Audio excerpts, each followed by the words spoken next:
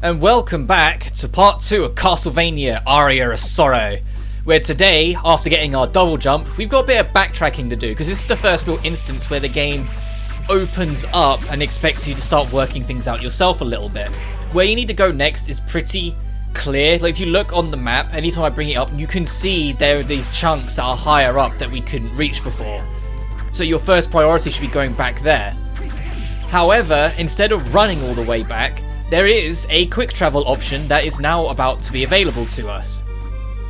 And so I'm going to be heading towards that instead, since it's literally the closest thing to us that requires the double jump. So the odds of you discovering it by yourself is very likely, at least I hope it is.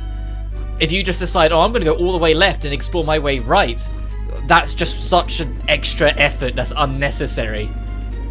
But now we have double jump, we can reach both of these, which up here gives us the hearts pendant, I believe. Which, if you're going for dedicated magic builds, is a great item to have, actually. Because hearts, when you pick them up, restore your magic. So having the heart pendant on can make it so your magic restoration is a lot more constant. I mostly just use it for the luck bonus, though, until we get better luck stuff in a bit. But if you push the box all the way down here instead, and then nudge it to the right, there's another platform that we can now reach. Which I believe is the broadsword. Yes, I know this game too much, I'm sorry. And it's a great weapon in terms of damage dealing, but it's our first real instance, assuming you didn't like beeline to the shop, of a heavy based weapon.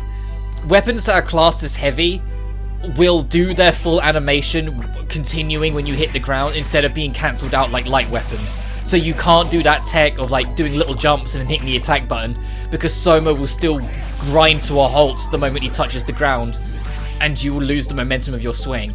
So I'll keep it for a little while to show it off, but I won't keep it forever. I'll swap back to a light weapon, because it's the same with every Vania. I always prefer light weapons just because of the tech you can do with it to attack super quick. It usually, at least to me, ends up becoming more worth it to use a light weapon and then just do a little trick of the hands to do the little jump tap attacking to do faster swings than it is to just hit them with a heavy. Like, I usually get more damage per second out of the lights, so it's just more worth it. But if you head back over this way as well, there's another spot we can get to now that we have the double jump, which really isn't necessary for anything, but for the sake of we're right here, I might as well show it. So when you get up here, you can now make this jump and pick up the hammer, which, if you couldn't tell, is also a heavy weapon, and is a slow motherfucker. It hits like a truck, but like, no, I'd rather the bastard sword, if I'm honest. I'd rather just whip this all the time. Because it never gets old for me. It's genuinely something I always find satisfying, is keeping up the rhythm of light weapons in a Vania. Yeah, you have to be wary when you're attacking a smaller target that you don't just hop over them all the time. But that's just something you learn to adjust to as you go on. And that's why magic's there to begin with. To be able to compensate for what your physical weapons might lack. Even though it's not the weapon that's lacking, if we're honest, it's my own muscle memory fighting me sometimes. I always, anytime I'm playing a Metroidvania, or an Eagavania, impulsively jump as I hit the attack button. But the main thing you should be using your double jump for is to get over to here. You can do it without the flying demon, but it's a very precise jump. Well, the winged demon, or whatever it's called. That you can make that jump with just a double jump, but it is extremely precise, so you might as well just get the flying demon out, because it's unlikely you're going to have much better on that slot anyway, so you might as well just keep it on R. Which leads around a bit the long way and has some more enemies to kind of block the path. But hey, it's more grinding for experience. And to be honest, some Castlevanias, it feels like if you're under-leveled, you really feel it. Circle the Moon's a great example. In that game, if you're under-leveled, you really notice it. The game kicks your ass if you're under-leveled. But in Aria of Sorrow, I genuinely feel like, even if I'm not fighting enemies that often, I'm a nice level for whatever comes next. Even if I do decide to grind, I'm still a fine level. Like, it doesn't matter if I grind or don't, I feel like I'm always the right sort of level for it to be a fair challenge, but not too much. Yeah, I had a feeling there was something over it. I think it's only the $100. Because you can, with this, follow the path back round, but it just leads back to an older room where we fought the Manticore. Just from higher up. And there is stuff there, don't get me wrong, but it's not worth it. So I'm just not going to bother. I'm not going for 100% map completion, because you get nothing for it. And to be fair, even though you do in Symphony of the Night, I probably won't get 200.6% room completion in that game. Because I genuinely think that's the least interesting thing to do in Symphony of the Night. In Aria Sora, I don't mind going for 100% on the map, because the alternative is 100% on Souls. And that's the grind. And I didn't mind going for 100% on Circle of the Moon. I think the only map I've never like maxed out in a Vania is actually Harmony of Dissonance. There's a sword over there, by the way. I'm going to point it out now because I can almost guarantee you I'll forget about it and won't pick it up once we get the ability to do it. So if I just point it out to you guys, maybe one of you guys will, when you're following along, remember later on. But by the time it's available to us, a far, far superior weapon is also available to us. So I just stop bothering. The Cestus is over here, though, if you want to actually, like, punch. And to be fair, you can be very snappy and quick with the punches if you get into a rhythm with it. But I'm kind of cozy with my sword. In the same vein that I don't like using the dagger, I prefer just using straight swords where I can just where he swings it horizontally, as opposed to heavy weapons or too much smaller weapons. Because I like the range I'm at, essentially, with the enemies, where they're close enough that I can get in there, but at the same time not so close I'm in harm's way. Whilst you're here, exit the castle outright and go back to the outside, and Hammer is here now, so you can use him as a shop. He was being serious in the previous video when I was talking about it, well, when he was talking about it, that he will actually be a shop. Up here is also a lucky charm, which, if you like I said, luck's kind of worthless, it feels like in this game. It feels like it's a con, but for the sake of my conscience of making me feel like it's doing something, I'm going to equip it for now. Howdy there, you came. Is this where you've opened your shop? Yes, here it is. By the way, that cute young lady over there, she's staring at you. She your friend? Yeah. Well, I had no idea you're so popular with the ladies. Hey, it's not like that. Don't be shy now. You hear? It's a good thing to be young. It's a good thing. Alrighty, back to business. Take a look around. You can buy Castle Map 2 here, which you can't find in the environment, I don't think. I think you can only buy it. So if you want to help find your way where you need to go next, buy Castle Map 2, because I kid you not, it will straight up fucking tell you. But the only thing of real interest in the shop is this, the war fatigues, which I don't have enough, so I need to sell something. Oh, I can just sell the melon. I'm never going to use that. Yeah, sure. So war fatigues is great at this stage in the game, because it doesn't just boost your defense by quite a bit, it also boosts your strength. So it's a harder hitting thing as well. So goodbye, Silk Robe. Oh, no, I didn't mean to interact with you again. No, goodbye. I don't need Castle Map. Actually, I'll talk to Mina. You don't need Castle Map 2 if you know where you're going, but, welcome back, Soma. Hey, what? That man over there. Who, you mean Hammer? His name's Hammer? Huh, don't you think he's a little scary? No, I think he's a decent guy. But look at all those weapons he has over there. He told me he was opening up his own shop. Here? Opening a shop in the castle? He's weird. Yeah, it's pretty strange. If you say he's a good guy, I'll believe you. Also, here's a little bit of trivia that you might not know. If you talk to Mina, it will fully restore your health and magic. Even though it never specifically tells you, she will always fully restore your health and magic when you talk to her. So she's a free heal. So she's always worth just chit-chatting to when you bump into her. But where we're actually heading to is back further to the right.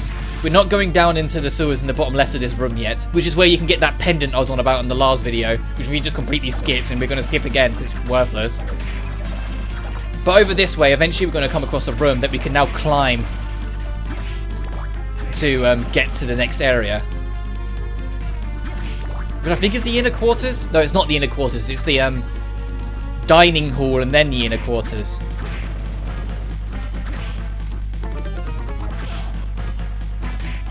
The Skull Archer still wouldn't drop his... The Skull Archer genuinely, only for early game, but genuinely, I think is really good. Ow. And this is why you need the double jump. You can't scale up half of these jumps to make it to this area without it. So it's still semi-linear in terms of progression right now. I say that every Metroidvania you've ever played, I guarantee you, is linear to an extent. because there is a linear set of objectives you have to do. It's just they might give you some room to breathe with some of them. Lance and spear-based weapons, I straight up think are the worst thing in the game. I straight up do not like any lance or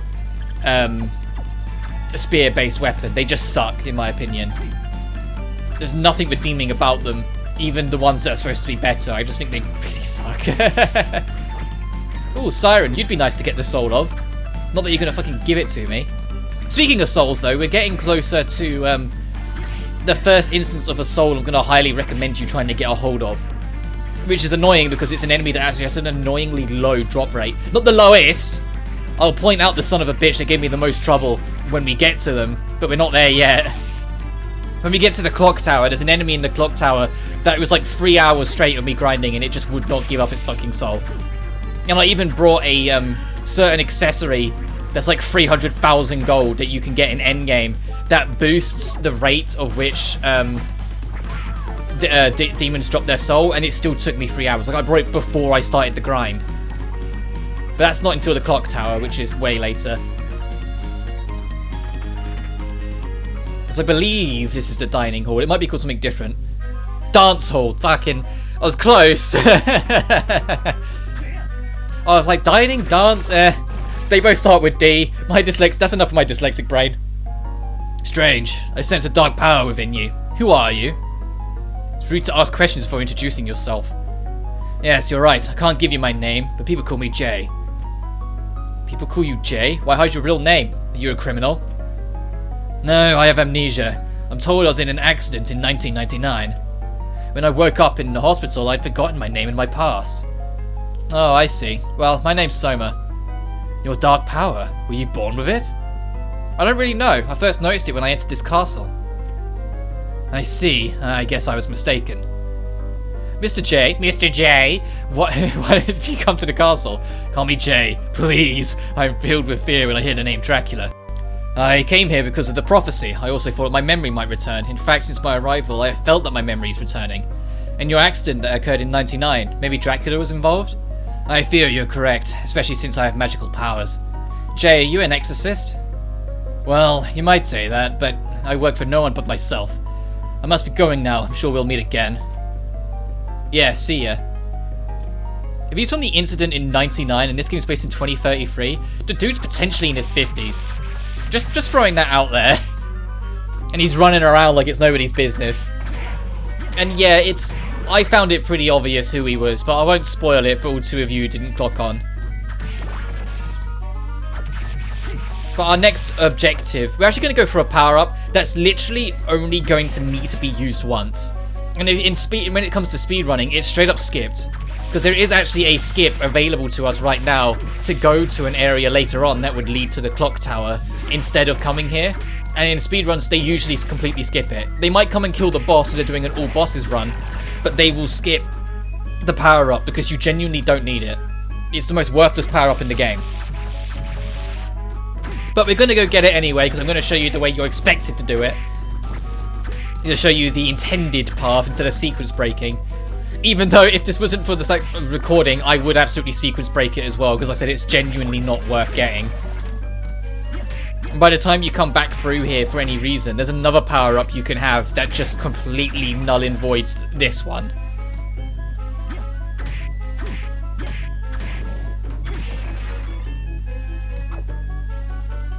The enemies here are... The little flying guys, they're not as annoying as they've been in other games, but they can be quite annoying.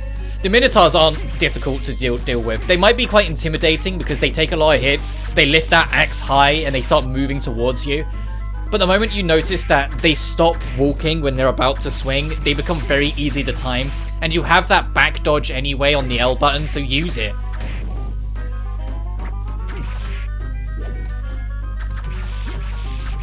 See? And they're really not a threat. There is a variant of them later on called the Red Minotaur that's slightly more threatening just because if it hits you, it does far more damage. But that's still the same kind of gimmick. What usually makes the Red Minotaurs harder is that there's other things in the room that'll keep on knocking you into them. They're certainly far better than the fucking Minotaurs in Circle of the Moon, that's for sure. The Minotaurs in Circle of the Moon, it feels like you have no choice but to get hit by them sometimes. Like they all just show up and you're like, oh, okay. Especially in like the Gauntlet area. Because Circle of the Moon has like a Colosseum like gauntlet thing, where it gets rid of your magic and you have to survive like 20 fights in a row, I think it is. And if you're going for 100%, you have to do it, not just for map completion, but the fact that the last 2 rooms both have a unique one-of-a-kind enemy that drops one of the spell cards you need for completion. So you have to do it. But these extra enemies in room with this, oh, by the way, the first boss of the game's now a normal enemy. So if you're trying to get all the souls in the game, you can get the first boss's soul off that enemy now. But in Circle of the Moon, there's a room in that Colosseum where it's like 12 Minotaurs, like 12 or 13 Minotaurs in a tiny room. And I genuinely don't understand how you can no damage it. I genuinely think it's impossible to no damage that room. And the same one, there's another one where these enemies that, like these really tall enemies that like spit fire at you. And you go into a room in there and there's like 8 of them. And they immediately open up by doing their Spitfire thing, and I genuinely don't know how you no damage that room either. And this is like a very specific spell that gives you invincibility frames. Actually, no, I take that back. That one you probably could work out, because you could just put the right spell cards on that make you immune to fire damage. I take that one back. Now I've just thought about it. I haven't played Circle of the Moon in a while, so it was out of my mind. But yeah, that one now I think about it, you probably could no damage. It's the Minotaur room. I genuinely don't see how you could. Over here's a save room because we're outside the boss. The only real threat of this boss coming up is that it's a hard hitter. So if you get knocked about by it, you can die pretty quickly. But now the shop's open to you, there's nothing stopping you from stocking up on potions.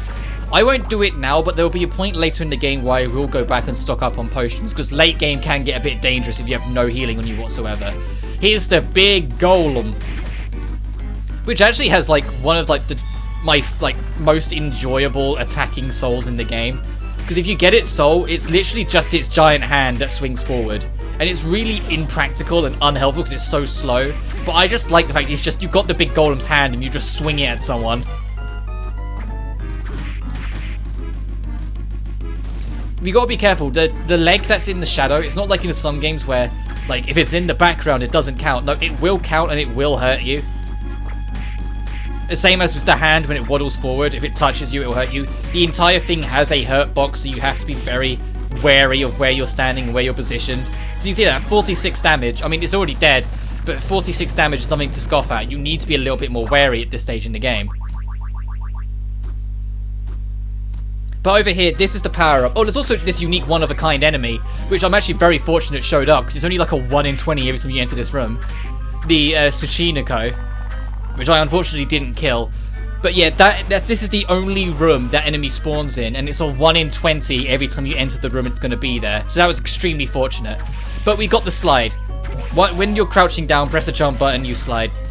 The only reason you're getting it, if you're going through the intended sequence, is because at the top of the dance hall, to get to the inner quarters, the next area, there is a thin gap you need to get through, and so you can only slide through it. But the inner quarters is only there to get us an ability to get us to the floating garden, which is the next area after it. But you can sequence break into the floating garden early, meaning that both this area and the inner quarters are technically optional if you know what you're doing. And I won't do the sequence break. I'm happy to explain it, but at the same time I don't want to spoil the ability in question that it's replacing. But essentially, there's a bit in the sewers, one of the sewer parts. I can't remember which one it is off the top of my head. I think it's the second one, the one we actually did go into.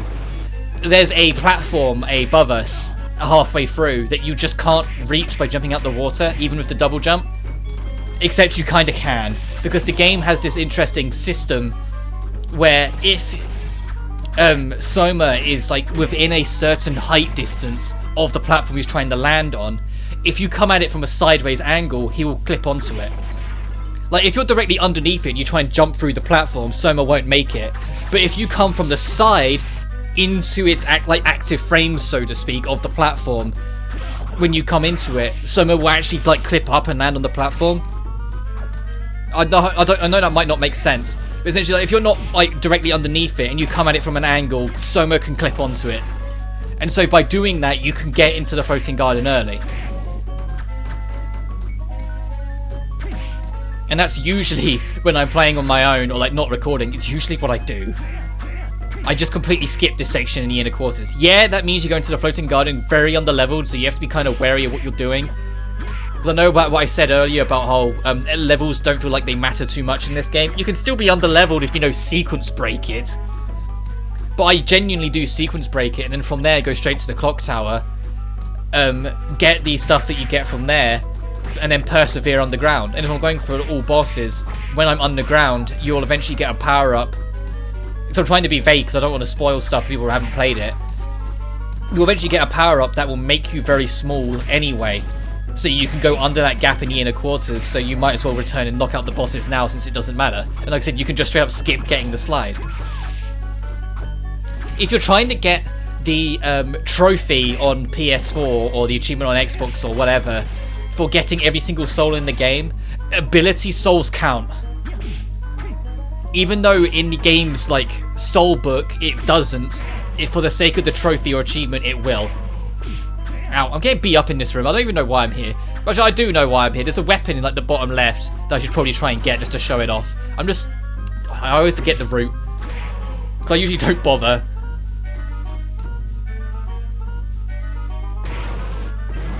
Oh, nice. That'll be really helpful, actually. You know, with my, when I talk about how my luck is pointless. But this is why, like, this weapon, it's another dagger-like weapon. It's just too short, so that can go. But boosting luck, we are very close to the enemy I was talking about, which is the first one I would recommend getting. It's not mandatory for the true ending, but it's nice to have, for reasons that will become clear later on. They look like the enemies we're killing right now, the Durgers, but they're not a Durger, it's a Curly. Which is an alternate colour version of it, because this game is victim to that. There are a couple instances, well, the same I mentioned earlier with the red Minotaur. It's literally a Minotaur that's red. Like, that's it. This game does do the palette swap for stronger versions here, there, and everywhere. But what makes up for it, thankfully, is that they have unique souls tied to them. The Quetzalcoatl's are annoying. When you get strong enough to one-shot them, they cease to exist, but early on it feels like you're always going to get hit by them. Speaking of getting hit, I shouldn't have got hit there, I pressed I pressed L, but I forgot I was still crouched, so he didn't jump back, so I just took it. The Samurai armor, like the War Fatigues, also boosts your attack, so it's a natural upgrade. But even though we got it so soon after the War Fatigues, I still think the War Fatigues was a good purchase for the stretch you have it for. And over here is another one-of-a-kind enemy. Well, I say that, I think there's more of them around, but there's very, very little. That waiter skeleton, which I believe its soul is literally throwing food. Like, it's one of like the weirder ones. But once again, if you're going for 100% completion, you need to be wary of that thing.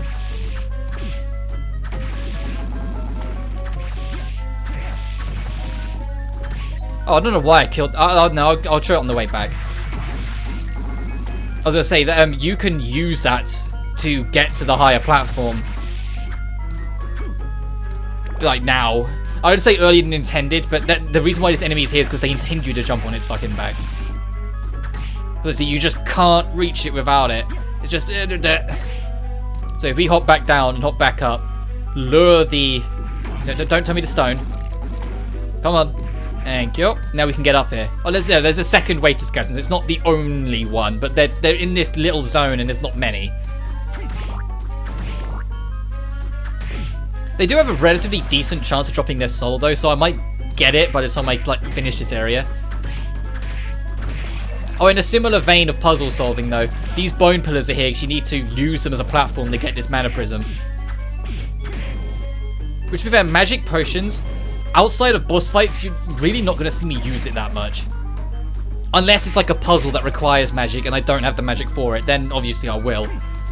But I tend to only usually use it when I'm trying to like spam kill a boss with magic.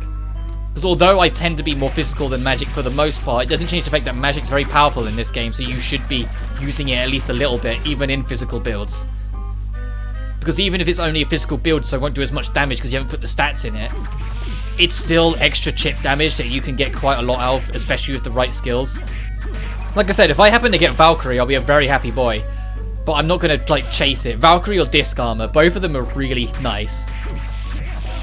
I'm right on the edge of the door. I was gonna get hit there. I think that's the only thing you genuinely have to be kind of wary with when you're doing this. But our next generation is the inner quarters, which is an area I tend to kind of forget about, even though, like I said, it has an enemy that I really want to get. Because the Valkyrie is in there. The Curly's in there as well, but so I never treat that as a want, I treat that as a must. Even if the Curly has an annoyingly low drop rate for its soul. But I'll quickly show off the only reason why you get the slide power up on the main path, because it's the only mandatory usage of it coming right up. There it is. There it goes. As I said, it's not worth it.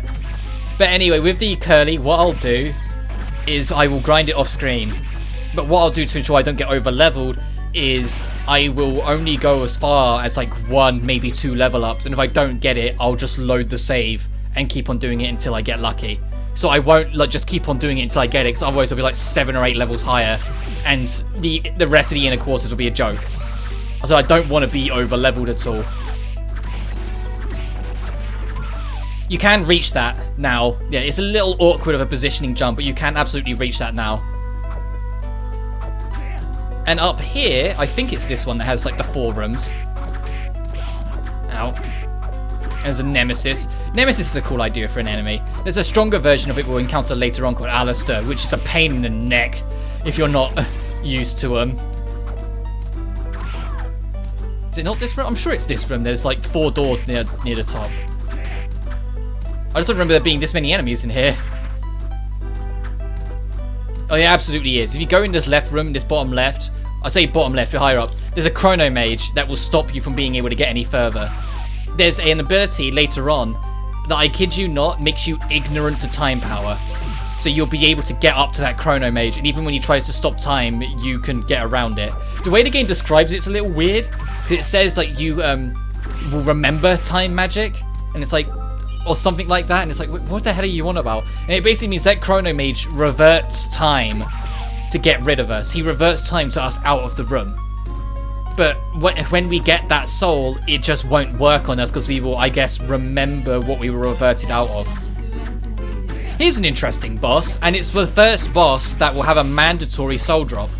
The Headhunter.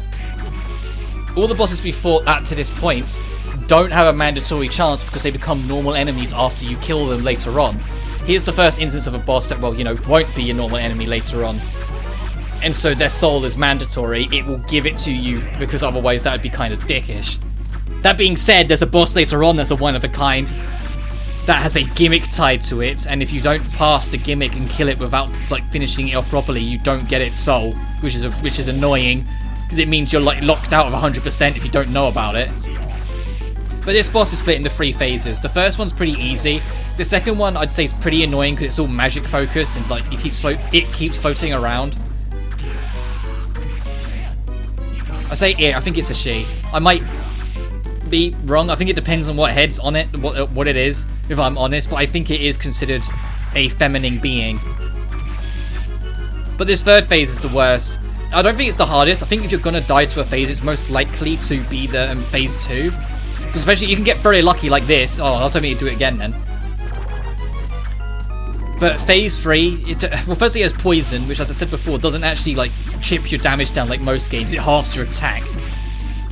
And the thing just doesn't stop moving, making it annoying to just get a hit on. But I think the phase 2, like, I've got closer to dying on phase 2 than I ever really have in phase 3 in the past.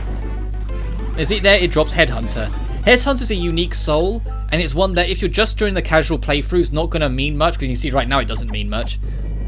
But if you're going for 100%, will become more valuable. The way it works is the more souls you get, the better it becomes. It boosts all your stats but luck, but depending on how much it is, depends on how many souls you have. Here's the Valkyries, by the way. If any of these guys feel like they want to give me their soul, that would be really nice, because their spell is like one of the best in the game. Oh, and also here's the disc armor, so this entire section is worth just grinding in, because you both are great spells to have. Oh, and there's a Curly in here as well. This is not the Curly I'll be using to grind, because you have to go past enemies. I always try and go for the path of least resistance when I'm grinding for a soul, and the room we was actually just in is what I'll be going for, because you can literally just enter the room, leave, and it's right there. because enemies always respawn when you leave the room, so you might as well make the most of it. Be wary, the disc blade on the disc armors are still active after they die, so you can get hit by it if it rolls off on you.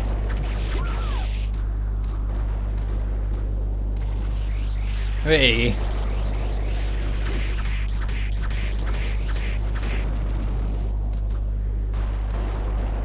But you want to go up here, because up here is the only reason why we came to these quarters. That will allow us, when equipped, to stand on top of water, meaning we'll be higher up and be able to intentionally reach the floating garden instead of the way that I mentioned before. You can also get the huntering here, or however this game's weapon's pronounced. And the main thing about it isn't the fact that it's got poison magic on it. So you'll see you can try and half the attack on enemies if it connects, and if the poison goes through. It's the fact that it has like a little splash at the end. And that splash has its own hitbox, so you can hit enemies slightly above or slightly below you with good positioning. Making it just really nice to get, because you can hit enemies at awkward angles for them, so they won't be able to hit you in return, just because the splash will work in your favour.